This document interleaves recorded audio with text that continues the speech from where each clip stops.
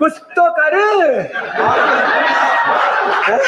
लाला रामदेव जी, अगर आप में दम है तो यही बात मोदी जी से कह के दिखाओ। कहो मोदी जी से कि लाई विदेशों से काला धन, करे पेट्रोल 30-35 रुपये लीटर, दे 2 करोड़ रोजगार हर साल। अरे मंगाओ मोदी जी से देश के अच्छे दिन। बिल्कुल राइट।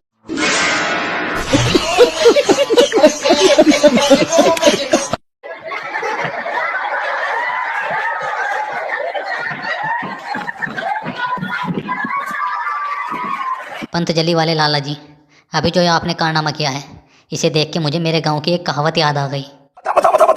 देखो कहावत है, अगर आपको बुरी लगे तो मान लेना, क्या ही फर्क पड़ता है। क्या बात कर रहे हैं बाबा?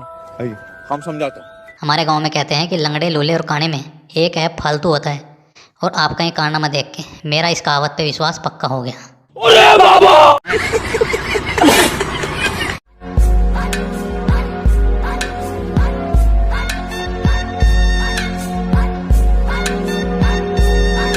ये देश के बोझ संसद और टीवी पे जब भी एक दूसरे के आमने सामने आते हैं तो एक दूसरे को काटने को दौड़ते हैं। लेकिन देखो यहाँ कैसे सारे चंगू मंगू शांति से बैठ के चाय पी रहे हैं। इस सज्जन को क्या तकलीफ है भाई? मतलब ये जनता को बेवकूफ़ बनाने के लिए एक दूसरे का दुश्मन होने का दिखावा करते हैं, वरना ये सब एक थाली के चट्टे बट्टे हैं और देश के डिवाइडर भी, जो देश को धर्म जात के नाम पे डिवाइड करके लड़वाते हैं और खुद सत्ता की मलाई खाते हैं।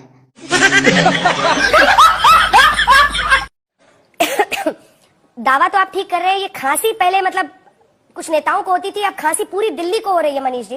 अरे लेडी दलाल, अब तो खांसी की समस्या बिल्कुल ना होगी तुझे, क्योंकि अब तेरे मालिकों की सरकार जो है दिल्ली में। सही पकड़ा है।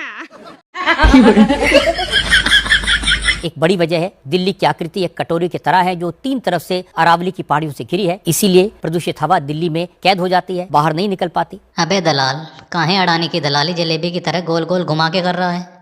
ये हमारा सबसे वफादार कुत्ता है। सीधा सीधा बोल देना कि अरावली पर्वत चाहिए तेरे मालिक अडानी को तांबा निकालने के लिए। सही पकड़ा है। और इसीलिए अरावली पर्वत की वजह से दिल्ली का पोल्यूशन कम नहीं हो रहा है। अरे बाबा! इस सज्जन को क्या तकलीफ है भाई? पॉल्यूशन की बात करते हैं।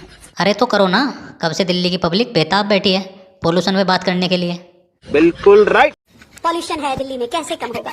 अरे मुझे कैसे पता होगा सीएम मैडम कि कैसे कम होगा पोल्यूशन? पब्लिक ने सत्ता आपको सौंपी है, आपका काम आप जानो। और मैं कौन सा पर्यावरण का एक्सपर्ट हूँ जो मुझे पता होगा पोल्यूशन कम करने का फॉर्मूला? शाबाश बेटा, बहुत बढ़िया। जब भारत के नक्शे में एक बिंदु बराबर दिखने वाली दिल्ली 1500 किलोमीटर 1483 किलोमीटर में फैली हुई। अरे सीएम मैडम, दिल्ली एक सिटी है, ना कि कोई हाईवे जो आप इसे किलोमीटर में नाप रही हो। कौन है ये लोग? यह भट्टगवार। पता नहीं ये सारे अनपढ़ नेता इंडिया के नसीब में ही क्यों लिखे हैं। कभी AQI को टेम्परेचर बताती है तो कभी कूड़े के पहाड़ को रिक्वेस्ट करके भगाती है, और अब तो इन्होंने दिल्ली के क्षेत्रफल को किलोमीटर में नाप डाला। अरे क्या ही सीएम बनोगी रे आप रेखा आंटी।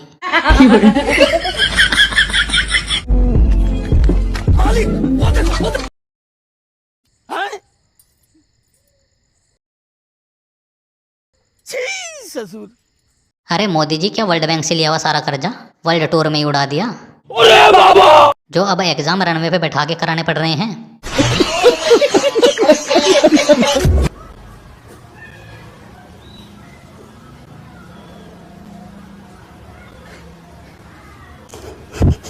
अब मेरे देश के सारे फर्जी देशभक्त इन गोरों को गाली देंगे कि ये गोरे हमारे देश के कल्चर सो कॉल्ड संस्कृति को गरीबी बताकर मजाक उड़ा रहे हैं।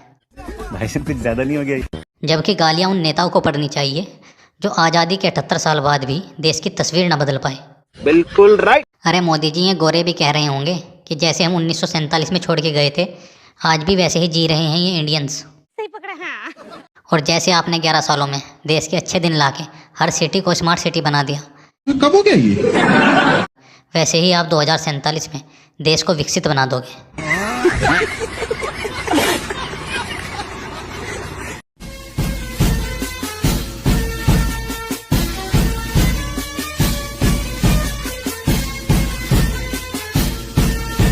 योगी जी, क्या आप बताने का कष्ट करेंगे कि इस कथावाचक ने कौन सा बलिदान और कौन सा वीरता का काम कर दिया है देश हित में, जो आपकी पुलिस इसे सलामी दे रही है? और ये वही पुलिस है जो आम नागरिक के साथ बिना गाली के बात नहीं करती। और देखो इस कथावाचक के सामने कैसे नतमस्तक है। इस सज्जन को क्या तकलीफ है भाई? वैसे मैंने संविधान में पढ़ा था कि स्टेट का कोई अपना धर्म नहीं होता, स्टेट धर्मनिरपेक्ष होता है। योगी जी क्या बीजेपी के राज में स्टेट ने धर्म अपना लिया है?